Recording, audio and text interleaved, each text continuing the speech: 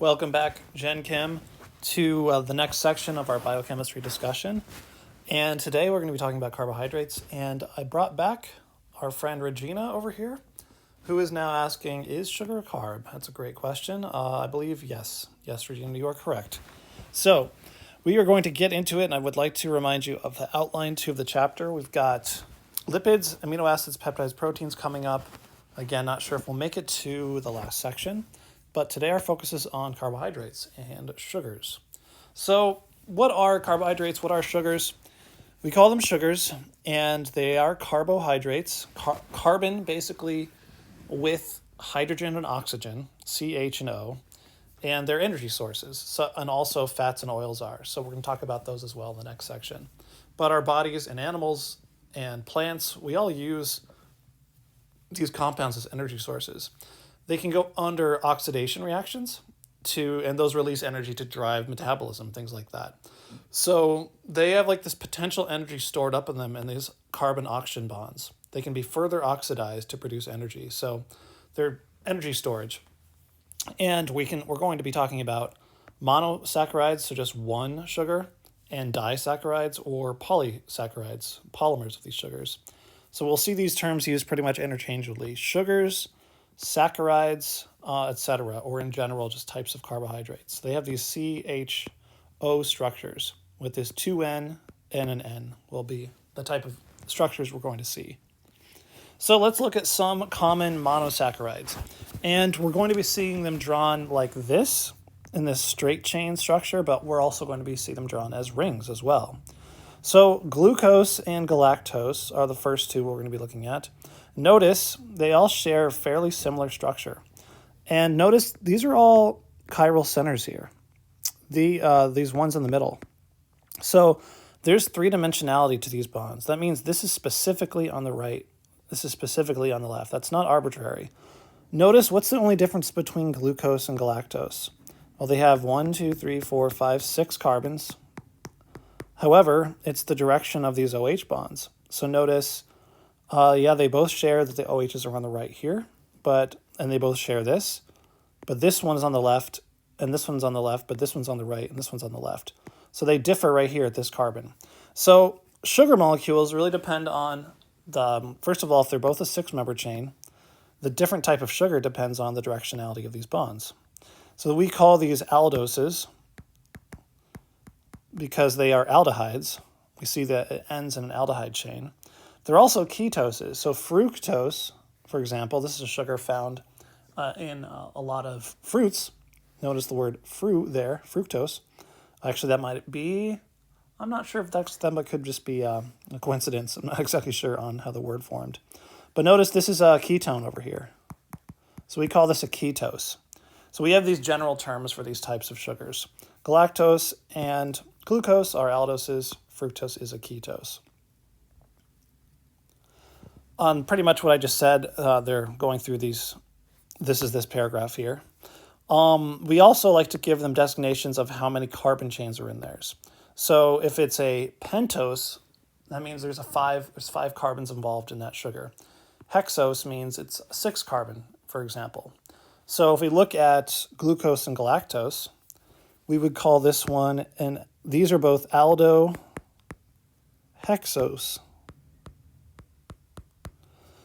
We would call this an aldohexose and this an aldohexose. This what we call, how many carbons is it? 1, 2, 3, 4, 5, 6. This would be a ketohexose. So just some more classification we use when we're looking at the naming of these sugars. This example is asking us to do the same thing with these. So classify each monosaccharide by its functional group. So is it a ketose or a hexose? And the number of carbon atoms. So let's look at this first one here. We have 1, 2, 3, 4, 5 carbons. So this is definitely a pent of some kind. So is it an aldehyde or a ketone? This is a ketone. It's a carbonyl with 2 carbon groups. So this would be pentose. On the next one, we've got 1, 2, 3, 4. So this is a 4 carbon long. So we're at the bute designation. 1 second. I forgot to write keto here. This is a keto, pentose, ketone. This one's going to be an aldo. And bute for the 4 carbon. So an aldo butose. The next one's also an aldo. We've got an aldehyde chain here. And let's see here. We've got 1, 2, 3, 4, 5, 6. So this is a hexose. Got ourselves an aldo hexose. So that's how we can describe these. Let's see if I'm right. I am so wrong, guys. We used tetra. So go back to this. Tri equals 3. Tetra equals 4. Silly me. There you go, aldotetros. Even the brilliant professor makes a mistake once a year. So there you go. Okay, so I talked a little bit about the fact that these are 3-dimensional. So let's look at fructose and glucose for a minute here. Remember that tetrahedral complexes with 4 unique ligands or things bonded to it, we call chiral centers. And you have 2 possible optical isomers when looking at those chiral centers. So fructose, how many chiral centers do we have in here? This is not a chiral center because it's bonded to 2 H's. Carbonyls can't be bonded. It's not tetrahedral. But this one, and this one are all chiral centers. So depending on what directionality they take, we can have different types of sugars. For glucose, though, this is the aldose version here. 6-member carbon, but now we have an aldehyde. Now we actually have an extra one. That one, and that one. Those are all chiral centers. Remember that the thing that this is bonded to, it might look like this is the same as this, but remember, this thing is bonded to an H and OH. You have to take into account this entire thing is what it's bonded to. That entire thing is different than this entire thing. That's why this is a chiral center. Same with this. This is different than this big group. So we have 3 chiral centers on fructose and 4 on glucose. Now, we draw them straight like this, but once you put these things into water, and in terms of biology, they're pretty much always going to be in aqueous environments in our body for the most part. So they're better depicted as these ring structures. So they actually do a pretty cool reaction. They actually form a bond between bonds in the same molecule. We call this intramolecular reaction to form a cyclic molecule. So if we take a peek at glucose here, how does this happen? Well, to visualize this, it helps to just kind of turn this on its side. Turn this over and downward like that. So notice at the oh boy. Okay. So that's pointing to the right. Notice at the 2 position, it's downward. So that's specific. That's directionality. Notice the way these are pictured now. This is something that we call a Fisher projection. I want to see if they talk about it. They talk a little bit about it on the next slide. And this is called a Hayworth projection. Notice it's got some 3-dimensionality to it now.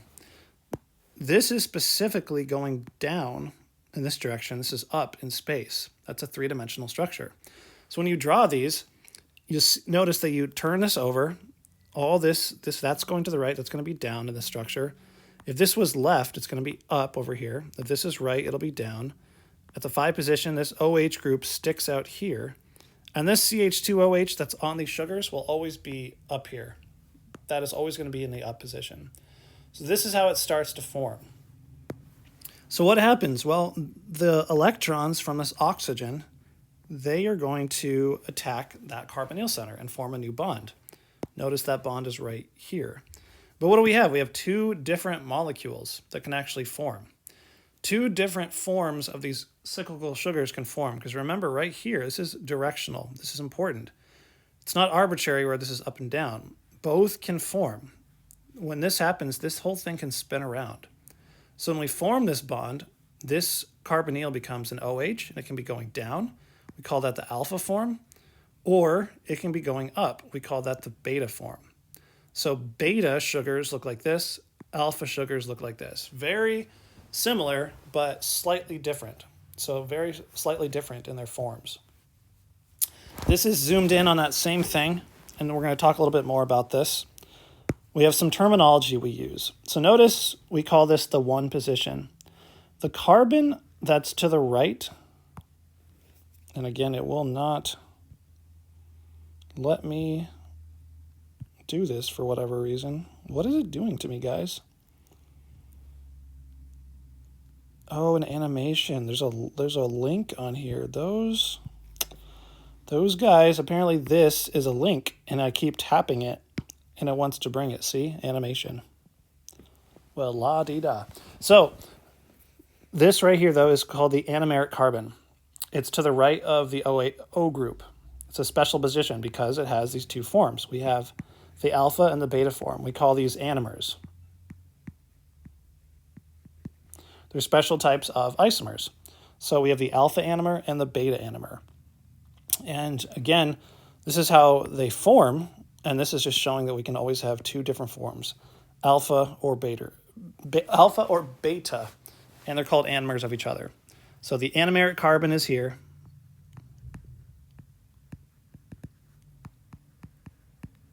And it's the 1 position when we actually start numbering this sugar chain.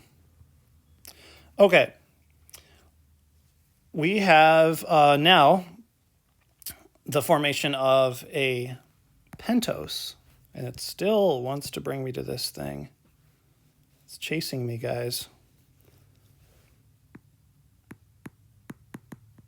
We have the pentose form here. So this can also form these rings. But instead of the carbon being at the end, the carbon is at the 2 position. So notice now, when we flip this on its side, this is going to come in and attack that carbon there. So what we're going to end up with is an extra CH2OH group on our structure. That's the big difference. However, they also can form alpha and beta forms. So they're very similar in that respect. Notice it says in aqueous solution, 64% of glucose molecules are in the beta form. So that's the preferred form energetically. And 36% are in the alpha anomer. Less than 1% are actually in the open chain form in water. So it's not very accurate to draw a sugar like that if you have it in an aqueous solution. So just that point to remember there too. This is zoomed in a little bit on the formation of fructose. So we've got our 1 through 6 again, and we number these. The 1 is here in this case, and for the life of me, I can't get past what's happening with this link that it wants to take me to every time. This is our 1 position, so we label that here, and the 2 position is actually the one that interacts with that oxygen. So when we number this out, this is the 1, this is the 2 position. Same over here, this would be the 1 and 2. Those numbers become important when we actually start linking sugars together. So we're going to come back to those numbers. So this is just a little practice. It says identify the following monosaccharides as hexoses or pentoses, okay, and determine whether they are alpha or beta anomers of each other. So to determine if it's a hexose or pentose, you just simply count up all the carbons. Remember, this is importantly the anomeric position right here.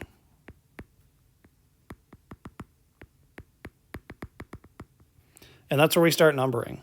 So that's our 1. Notice how we number 1, 2, 3, 4, 5, and 6. So that's clearly a hexose. Over here we've got 1, 2, 3, 4, 5. That's a pentose. Now the alpha or beta. I'm not sure the best way to remember this, but beta is always going to be up and alpha is down. So these are both beta. You have to look at this carbon, the carbon to the right of the oxygen of the sugar chain. This is the important one. None of these over here will determine if it's beta or alpha. It's this one right here. So yeah, we've got a beta hexose, beta up. This is a beta pentose. So that's our little practice there, identifying those. Okay, moving on to disaccharides. So table sugar, for example, is a disaccharide. There's a lot of common disaccharides. So sucrose is table sugar, and it's a disaccharide of glucose and fructose. So the hydroxyl groups are reacting together, and we're going to form an ether, and we're going to lose water. So it's these type of condensation or dehydration reactions again. And there's a cool activity that we looked at last time where we can actually build these together. So that was in the last chapter, and this is in your book as well. But let's look at this on paper for the time being. And this is the structure of sucrose. You take glucose, which is a hexose sugar, and you take fructose, a pentose sugar, and they form a bond at the 1 and the 2 positions. So the 1 position here, and then the 2 position over here, both the anomeric positions. And that's table sugar. And glucose and fructose tucked together, combined to form a disaccharide at that ether position. These are the ball and stick models to give you an idea of the actual three-dimensionality of this type of molecule. So how do these bonds actually form? Well, a little bit more detail. These are called glycosidic bonds, and these are known as glycosidic linkages. So look what happens here. We have carbon OH group over here, carbon OH group over here, and we're going to form maltose. Maltose is a disaccharide of just 2 glucose molecules. So when we add these together, specifically, this is the 1 position and this is the 4 position. So this sometimes they bond at different positions. So this is the anomeric carbon over here. So this would be a alpha sugar, just a little practice. But we're not forming a bond there. We're using the 4 position right here and then the 1 position here. So 1, 4. It's a 1 to 4 linkage. So these come together, we lose water, and we get this ether linkage. And we call this an alpha 1 because this was an alpha 1 bond here, and it's bonded to just a 4. Why don't I call that beta or alpha or anything like that? Well, this is not alpha or beta. Only this is, this position. So we just call this an alpha 1, 4 glycosidic linkage between these 2 molecules. Let's look at another one here. So this example says, following that same kind of process, let's name this linkage. What is this linkage over here?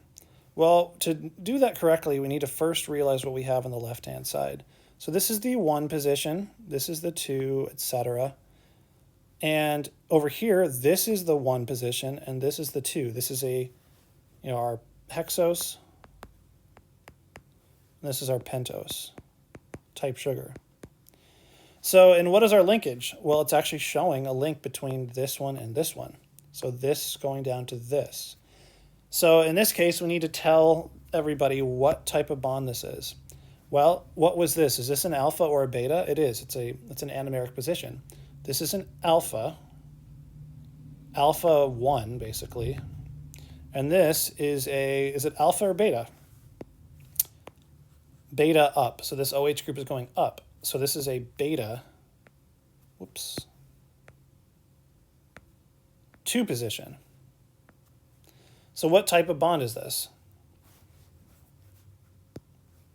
Well, we had an alpha 1, bonded to a beta 2. So it's an alpha 1 to a beta 2 bond. Yep, there we go. So plus H2O. So we lost H2O when we formed an alpha 1, beta 2. Remember the last one? We didn't have to call this beta or alpha 4, whatever. It was not an alpha or beta position. That 4 position is just the 4 position. You only use the alpha and beta designation at the anomeric carbon, the one to the right. And since this linked to this bond and not to this bond in this case, maltose specifically has an alpha 1, 4. This is specifically, though, glucose and fructose coming together to form sucrose and showing that and how it works that way.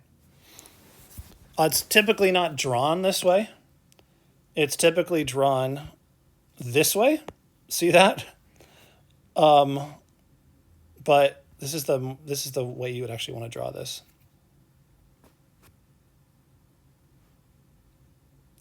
So those are just some examples of some common, or at least one common disaccharide, a couple common disaccharides.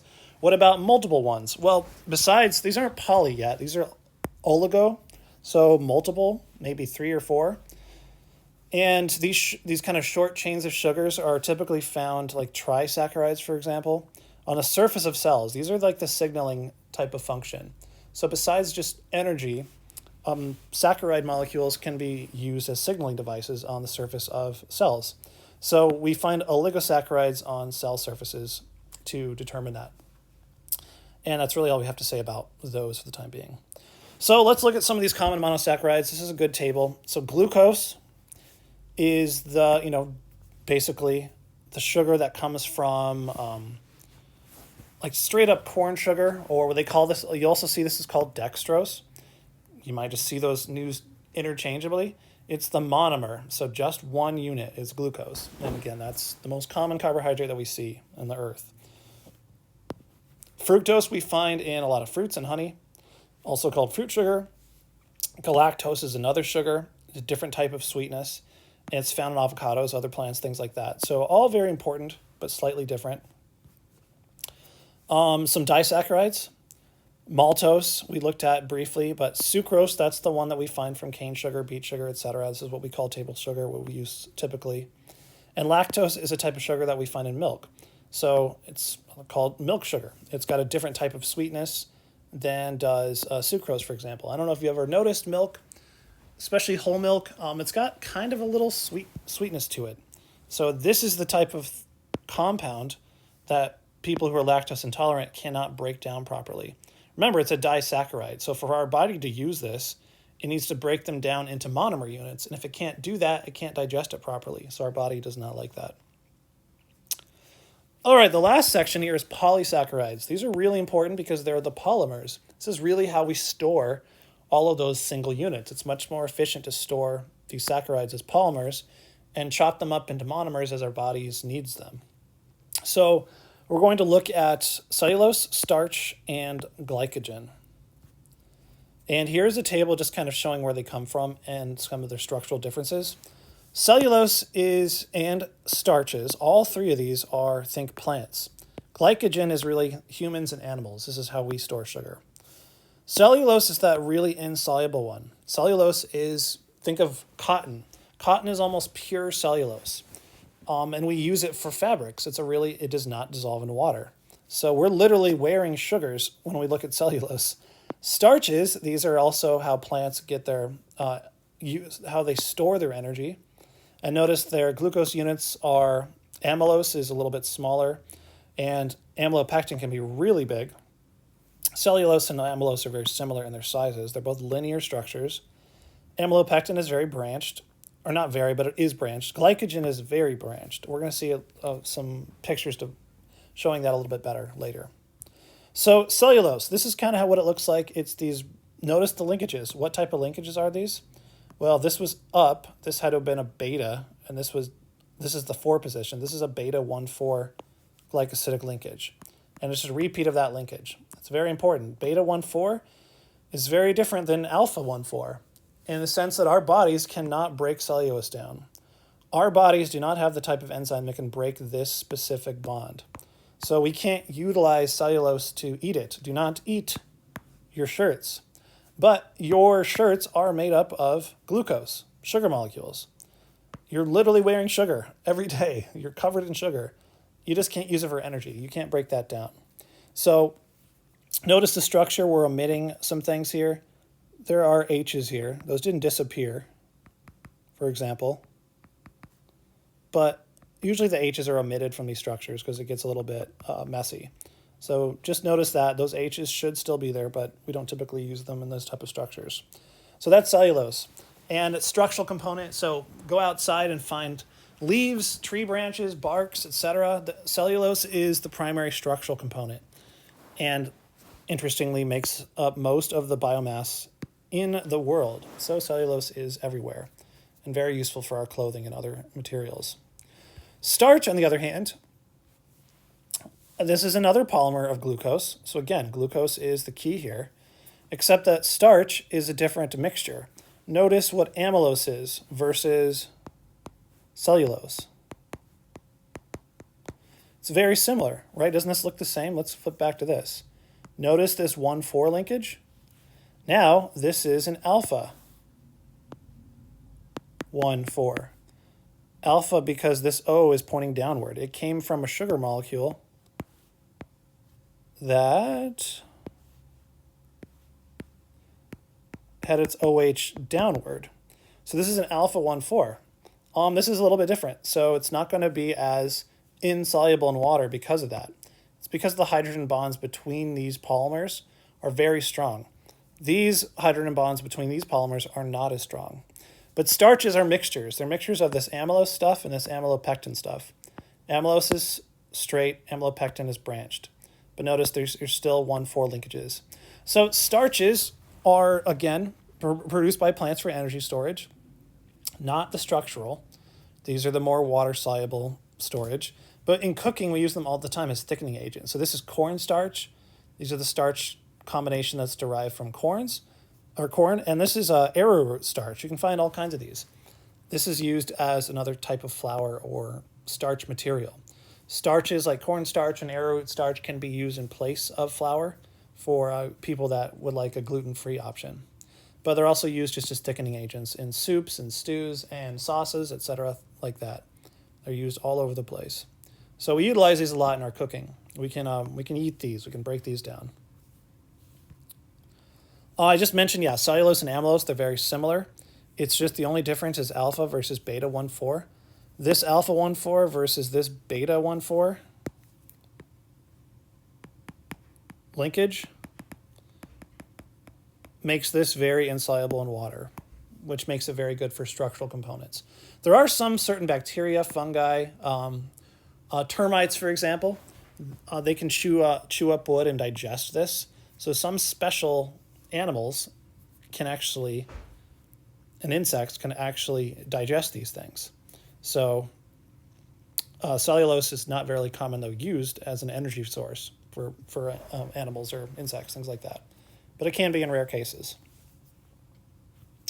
Here is just a photograph from the internet to give you a little bit more of a broad viewpoint of all these. So again, cellulose, plant, it's beta glucose subunits, 1,4. No branches, it's linear, and it's got these really tight hydrogen bonds between the chains, which makes it really insoluble in water. Amylose, very similar. This is an alpha glucose subunit, 1,4 linkages, and this has this more like curled structure because of that 1,4 linkage. These do not stack as nicely and hydrogen bond as nicely as these do. Amylopectin is the other component of starch. This is the branched version, and it has both types of 1,4 and 1,6 linkages. And our glycogen storage in our body is extremely branched. This is actually really cool because it allows us to enzymes to come in and actually be able to chop off pieces at all these ends. So we can actually break down this glycogen very quickly to use as an energy source. So that's a good thing for us. And that is the end of our discussion. Apologies for all the times that this thing made a fool out of me, and I have no clue what was going on with that weird link. But what have we learned? We have learned that, yes, sugar is a carb, and a very important role for energy storage and structural components and all kinds of things. So I hope you guys learned a lot about sugars. I know this was kind of a whirlwind, but please go back into your book, read through it, get an idea of these concepts, and do the practice problems. And I will see you next time for lipids. I'll see you guys then.